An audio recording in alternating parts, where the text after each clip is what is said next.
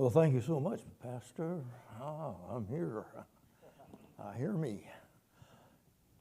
Good to see you. Glad you came today. Here it is, the Sunday after Easter. And here you are. How about that? How about that? That's great. That's great. I want you to open your Bible, if you have your book with you, to 1 Kings. Let me say something, Brother John. You've got your booklet with you. There's a place in there to take notes starting right now in Sunday school, all right? So the conference booklet we gave out, so just look that up and take some notes this morning. Anybody doesn't have one that needs one? One right here. Anyone else want one? Okay. They're working on it. There you go. There you go. Dr. John R. Rice said, and I'm sure it was not unique to him, but many managers have said, a job is not completed until it's reported on. In other words, you don't just do your assigned task, but you report that it's done and how it was done. And it's not complete until it's reported on. Sometimes we don't finish. I'm going to read 10 verses. Magnificent, magnificent event. If you know your Bible, you know whenever we come to 1 Kings 13, there has just now been the division of the kingdom. We think generally that there were 3 kings that ruled over the United Kingdom. First of all was Saul, and then David, and then Solomon. But for a period of time, Rehoboam ruled over the United Kingdom. And it fell apart under his leadership as a result of the situation with his dad. Somebody said, and I think rightfully so, Rehoboam was a fool. He followed the advice of young people who didn't know any more than he knew, and he ignored the advice of those who had walked the way before him. Now, us old folks, sometimes we tend to try to hang on too long. But we still, whenever we don't hang on, still have some value. Sometimes we, at my age, we get to where, we feel that we don't have any value anymore. And we see the new guys coming along, and I'm for that, and I like that. And I've told the Lord, and I've told others, whenever I look and see some of the guys that are younger than I, even like your pastor, though he's not that much younger than I feel that I can die and go to heaven, and it's in good hands. But Rehoboam ignored the advice and the wisdom of the aged. And for that, he split the kingdom. He split the kingdom. He acted in a foolish way. But somebody also said it was understandable that he was a fool because he had a fool for a dad. Now we think about Solomon, the wisest man that ever lived, but he was foolish in many ways.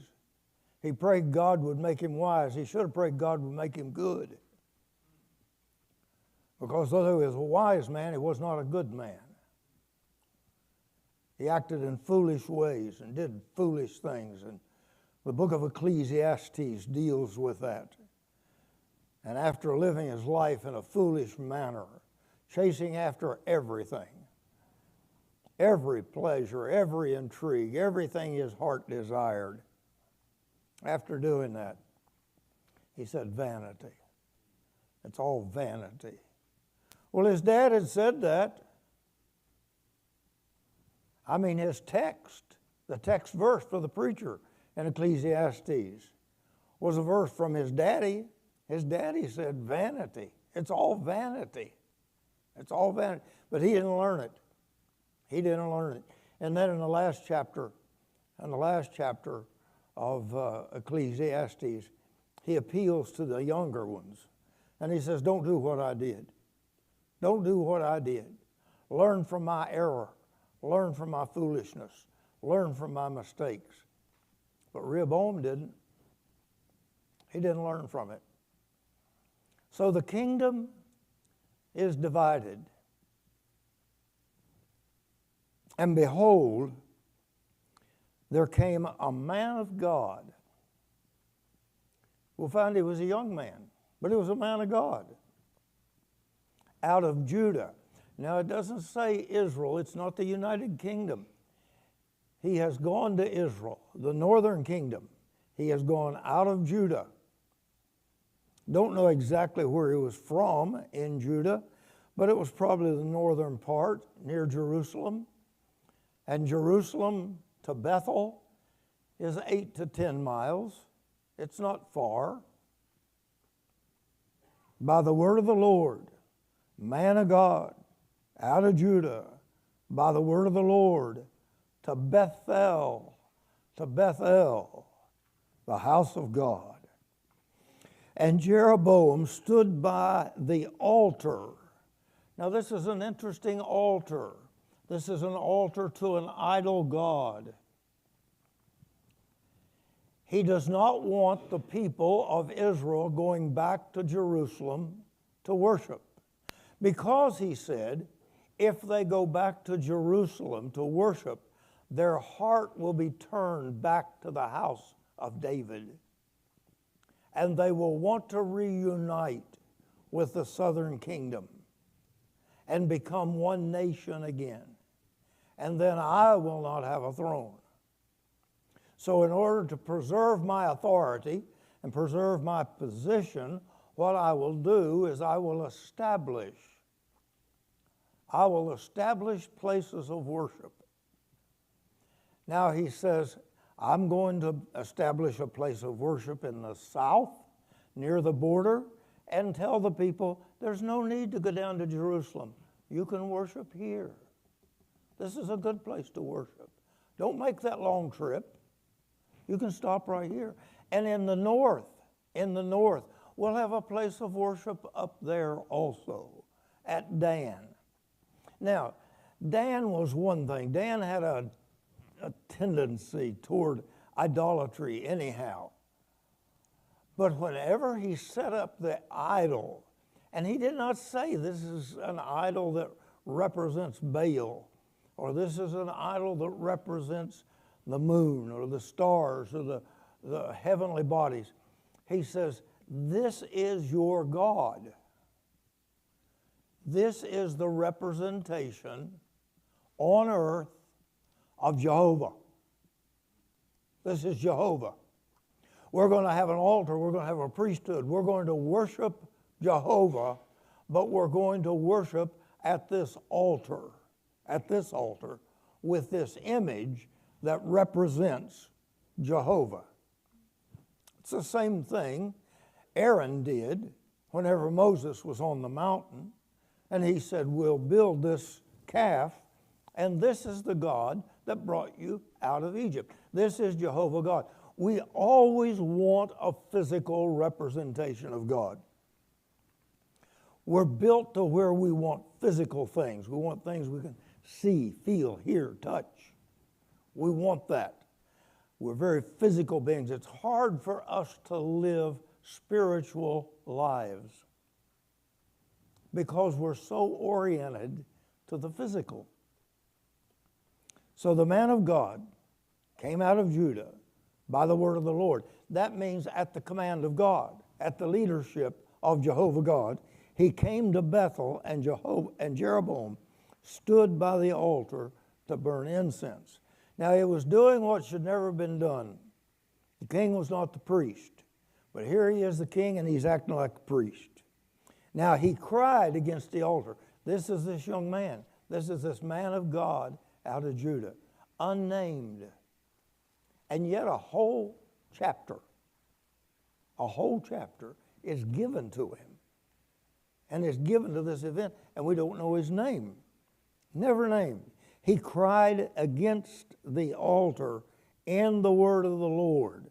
This is, he preached what God gave him to preach. Look what he said. "O altar, altar."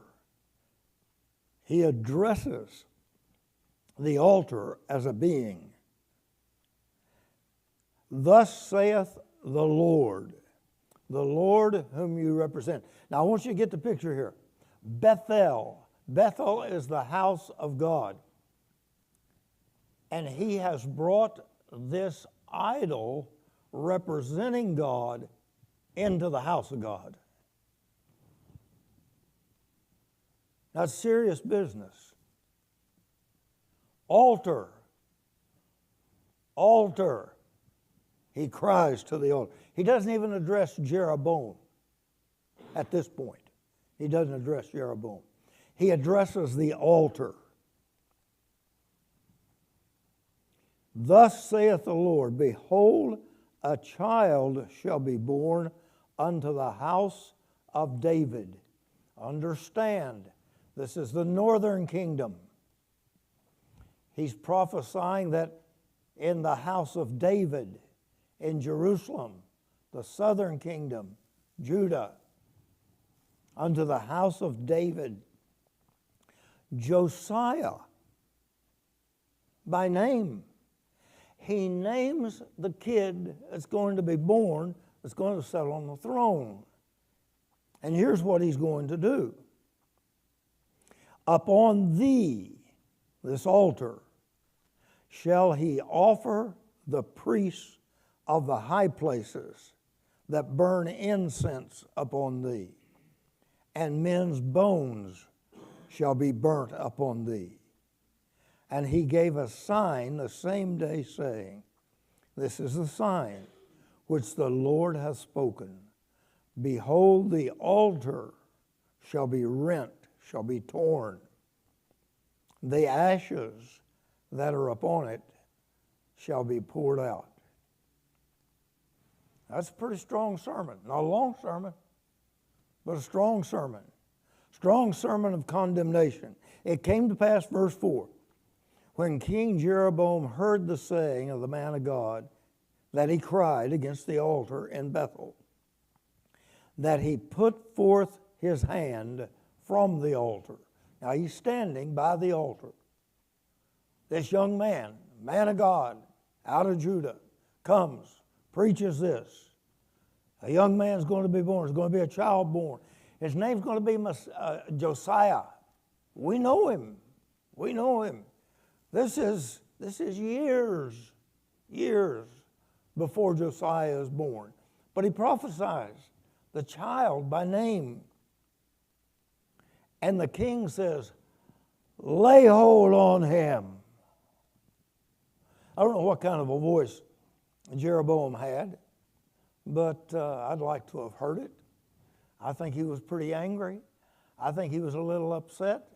Here's this guy's come out of Judah, and he's raining on his parade, man. I mean, it's a hard scene right here. Lay hold on him. And his hand, look, his hand which he put forth against him dried up. Now, I don't know exactly what that means, but somehow it shriveled up and locked up, and he couldn't move it.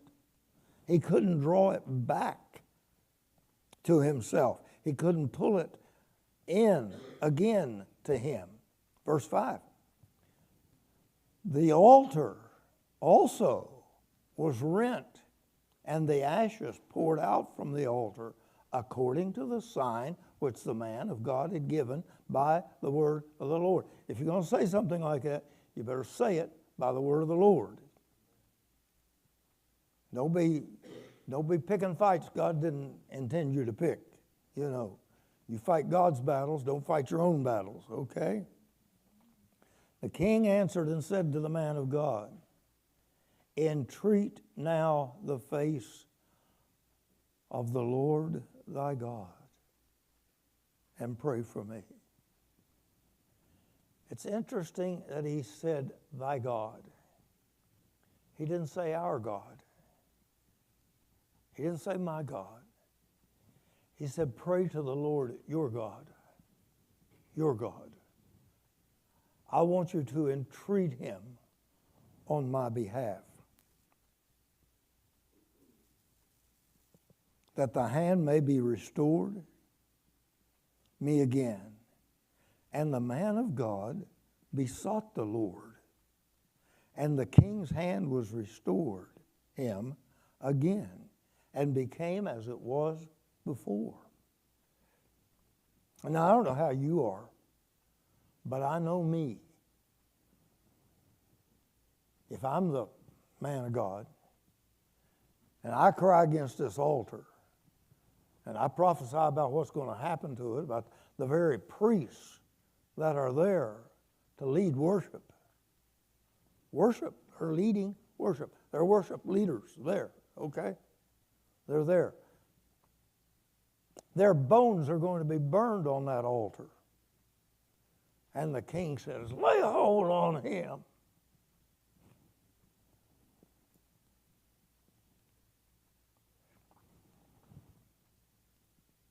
And he says, pray for me.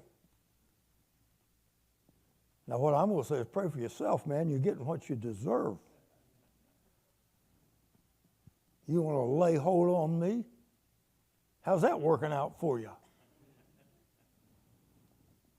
But he didn't. He prayed for him.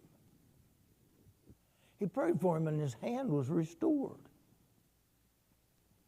I don't know whether you see it or not, but there's a lot going on right here that's happening just like that. Just in a moment. He steps up. He makes this little statement against the altar. The king says, get him.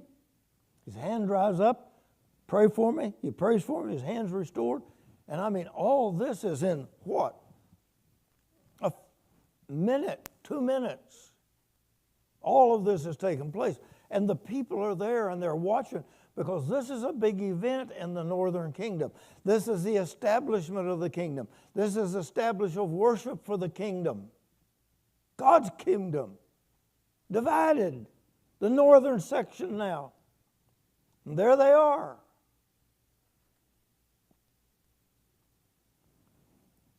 The king, verse 7, said to the man of God, come home with me. Come to my place and refresh thyself, and I will give thee a reward. The man of God said unto the king, if thou wilt give me half thine house, I'll not go with thee. Neither will I eat bread nor drink water in this place.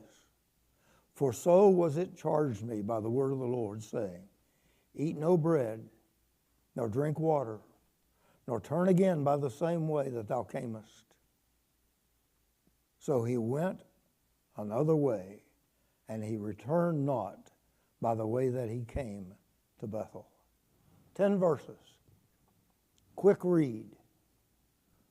Great, great event in the life of the man of God from Judah, in the newly established kingdom, in the establishment of the worship by Jeroboam, and Jeroboam, the king of Israel, first king of the northern division of the kingdom. I wish it ended there. If I were to give this chapter a title, I think I would call it The Thrill of Victory and the Agony of Defeat. Many years ago in the Winter Olympics, they were advertising the Olympics on TV. And I was always fascinated as I saw this ad because, you know, the long jump, the jump they have where they come down this steep thing and you go off the end of it and, man, they bend over to it looks like their head's going to touch the tips of the skis and it's like they form an airplane wing. And it's just, they just sail. They just sail and sail. And who could do that? And it showed this guy coming down through there. And one guy goes off and he just sails. That's the thrill of victory. And another guy comes down through there, and right at the end of the ramp, he goes off to the side. And they never showed what happened to him, but it had to be awful. It had to be awful. And they called it the thrill of victory and the agony of defeat. And right here, the man of God out of Judah. That's the only way he's referred to.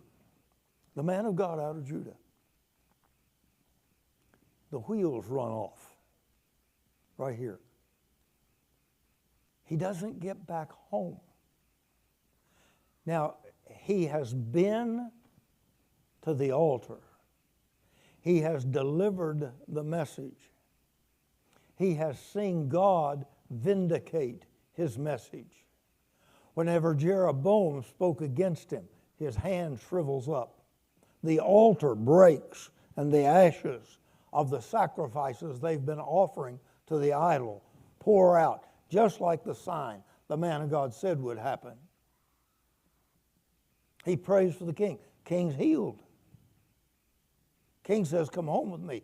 He said, no, my job's not done.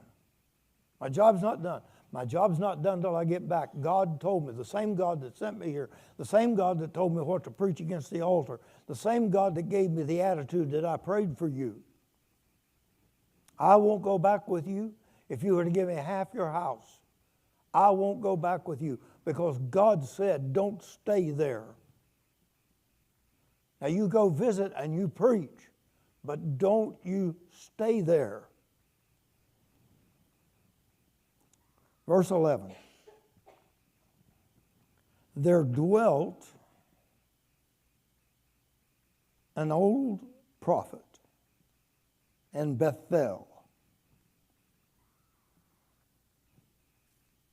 Just weeks ago, a couple of months now, I stood once again at Bethel. At Bethel. And to think of the things that took place there. Formerly known as Luz. It's in the West Bank. It's right near Ramallah. And Ramallah is between Jerusalem and Bethel. And right there where Yasser Arafat's headquarters was in Ramallah. And the headquarters of PLO is still there. And then we were there at Bethel in a Jewish settlement that's right there beside the headquarters of the PLO. And we stood there at Bethel and we talked about the things. We talked about Jacob, and the ladder, changing the name from Luz. Surely God was in this place and I didn't know it, and it was Bethel. And talk about him going back there. We talk about the wonderful things that took place at Bethel. And here at this place also was brought this. And there's even a place, though it's not developed and nobody visits there, hardly any at all. Fact is, the bus has to go down a dirt road to get there. And you wonder if we're going to make it. But they get there and you get out and you go in, and there's some development to that they have done. But the place is pointed out where they, of course, where they believe that Jacob slept on a rock, you know, and I don't know whether it was that rock or not. There's a lot of rocks around there. But that's a long time ago, the trees are still there. Of course, there's no trees from that time that he was there. But there are some indications in the formations of what would have maybe been a place of worship. And if it was a place of idol worship. Although this is the place that Abraham built an altar. And God said, this is the place. This is the place I've given to you. Now there dwells there an old prophet. And though he did not go to the dedication of this altar, his kids went. He had 2 sons. Dwelt an old prophet, and his sons came and told him, verse 11, all the works that the man of God had done that day in Bethel, the words which he had spoken to the king. And them they told also to their father. And their father said unto them, what way went he? Which way did he go? Which way did he go? For his sons had seen what way the man of God went, which came from Judah. That's over and over, from Judah, from Judah.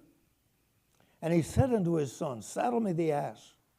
So that they saddled him the ass, and he rode thereon, and he went after the man of God and found him, verse 14, sitting under an oak. And he said unto him, art thou the man of God that camest from Judah?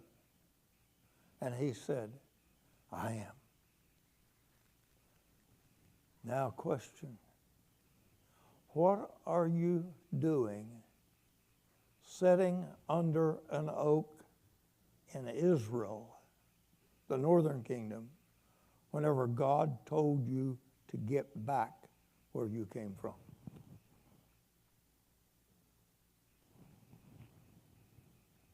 The old man is not in favor of what Jeroboam is doing. He does not endorse it with his presence. His kids go.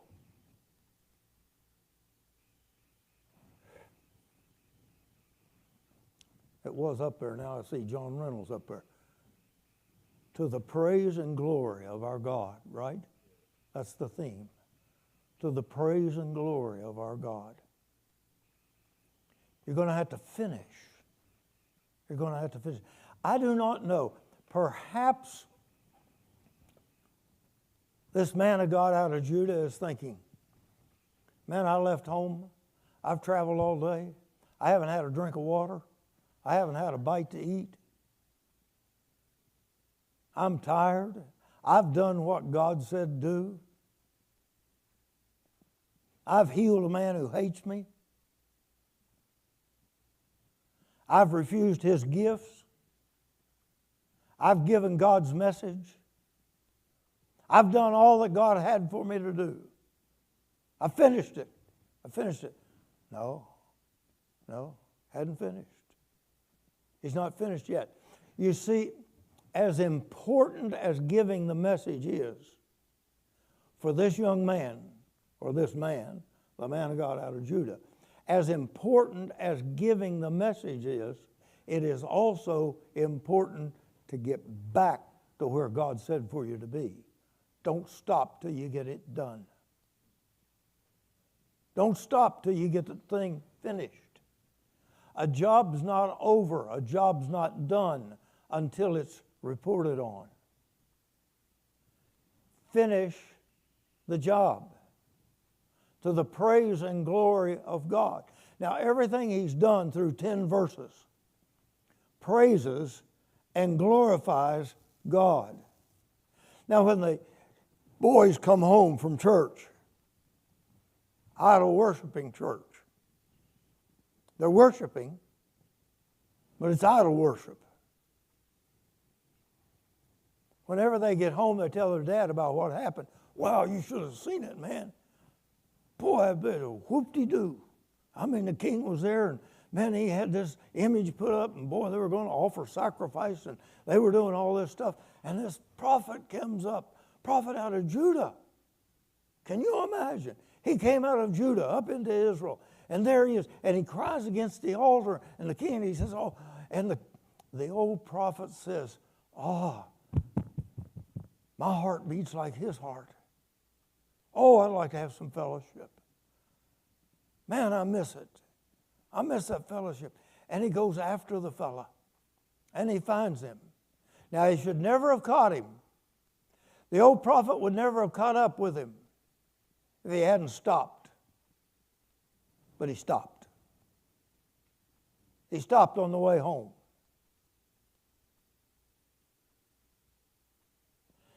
And the prophet finds him and says, are you the man of God that was up at Bethel, that preached against the altar? 10:45, preacher? 10:45, okay. He said, I'm that one. He said, oh man, am I glad to hear that somebody's up there preaching against that kind of stuff they got going on up there. Man, I'm glad to hear that. Come on back to the house with me. Let's have some fellowship. Let's have some fellowship.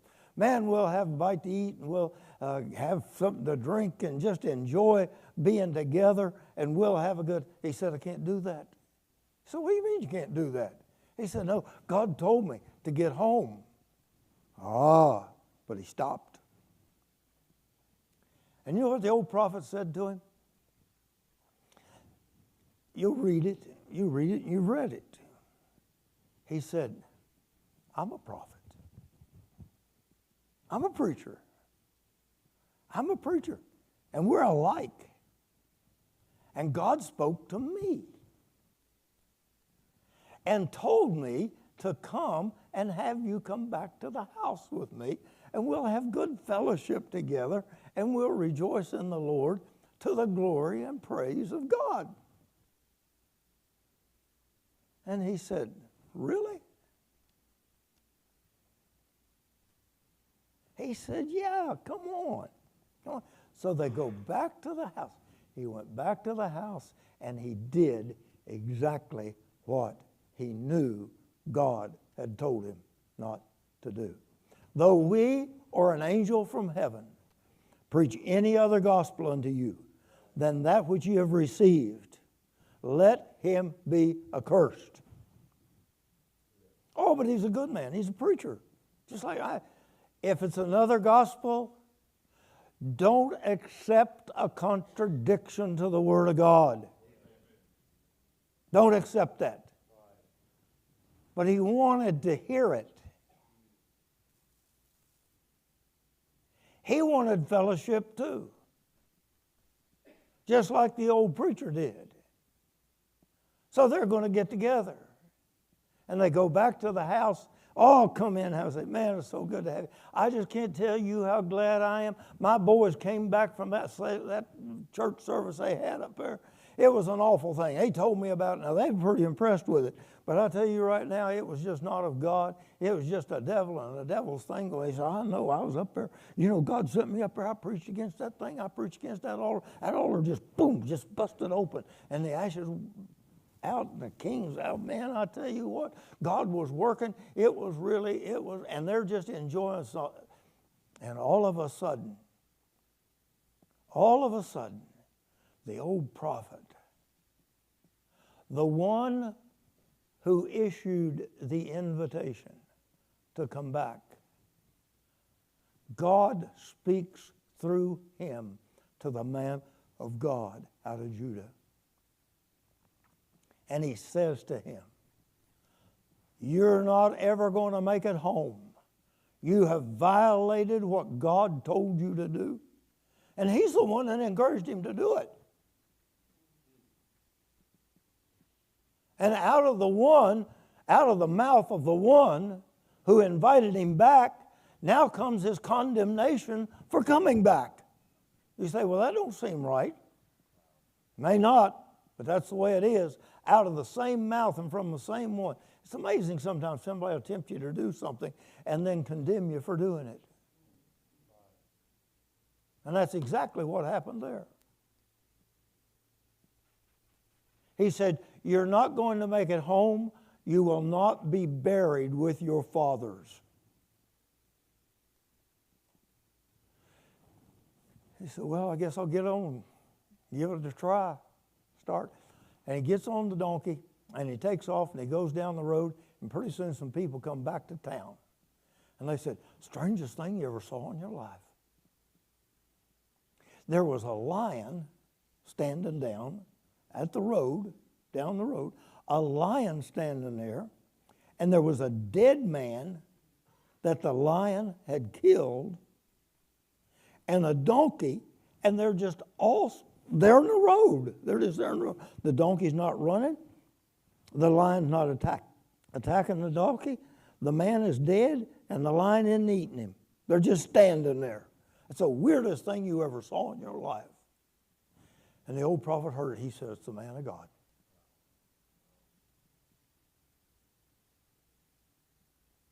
That's the man of God. And he told his boys, get the donkey again.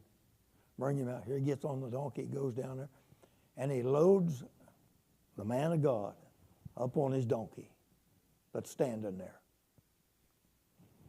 And he takes him back and buries him there in Israel, where he preached against the altar. Man, I wish it ended at verse 10.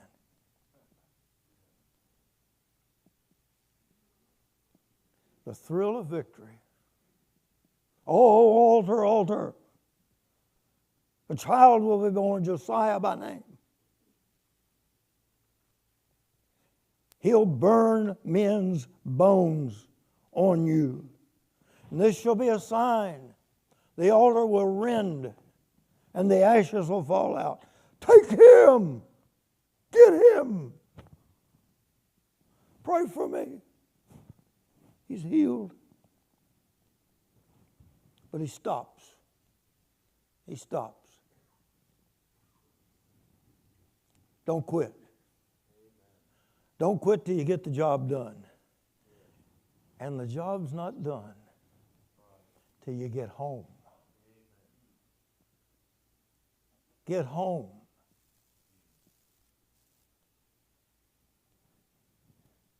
And this man, rather than being the prime example, for whatever reason, God chooses not to name him. But the whole 34 verses of the chapter are given to his story. And God doesn't name him. Never gives his name. Of course, he doesn't give the old prophet's name either. He gives Jeroboam's name, and then the one he prophesied, Josiah, he gives his name. Dearly beloved, enjoy the thrill of victory. God has that for us. The victory is ours through the Lord Jesus Christ. But don't stop. Don't stop until the job is finished, until it's completed, until it's done. He went from the glory of victory to dying out of the will of God. All within a space of probably 4 or 5 hours. Just, we'd call it a flash in the pan.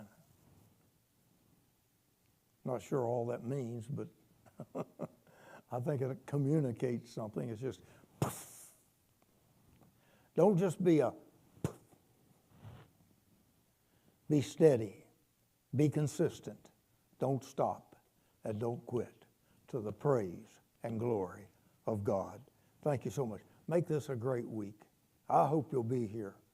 Make this Compass Conference a good time for the direction of your life.